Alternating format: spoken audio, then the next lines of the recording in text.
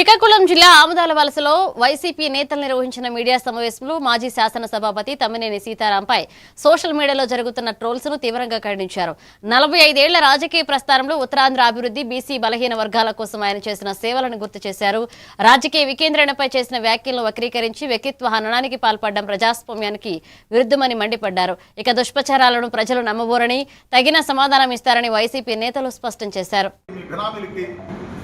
Only ముట్ట చెప్పడం కోసమే ఈ అమరావతి ఒక 29 గ్రామాలకి, కొన్ని వర్గాల వారికి, ఒక ఫ్యూ పీపుల్స్ మాత్రమే ఉపయోగపడుతుంది. అది అమరావతి. కానీ జగన్మోహన్ రెడ్డి గారు ఈరోజు మావిగన్ అనేది చాలా మంచి కార్యక్రమం, మంచి సంకల్పం.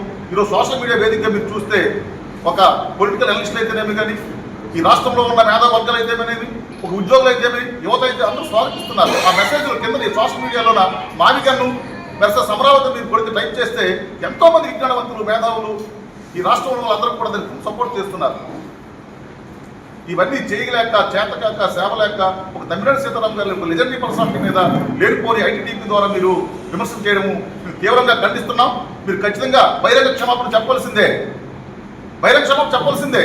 సీతారాం గారు అంటే 40 years ఇండస్ట్రీ అండి, ఒక రాజకీయ ధురంధరుడు, ఒక మంచి రాజకీయ మీద పూర్తి అవగాహన ఉన్న వ్యక్తి, ప్రజలు కష్టంగా తెలిసిన వ్యక్తి. అలాంటి వ్యక్తి మీద మీరు ఈరోజు ఐటీడీపీలో మీరు ఇష్టానుసారంగా మీరు చేస్తే మీ ఊరుకునే ప్రసక్తి లేదు. ఈరోజు రాష్ట్రం మొత్తం మీద 137 బీసీ కులాలకు కూడా ఈరోజు సీతారాం గారు నిలబడతాయి. ఆల్రెడీ కొన్ని నియోజకవర్గాల్లో ప్రెస్ మీట్లు పెట్టి ఖండించడం జరుగుతుంది. ఇది చాలా ఉధృతంగా వెళ్తుంది.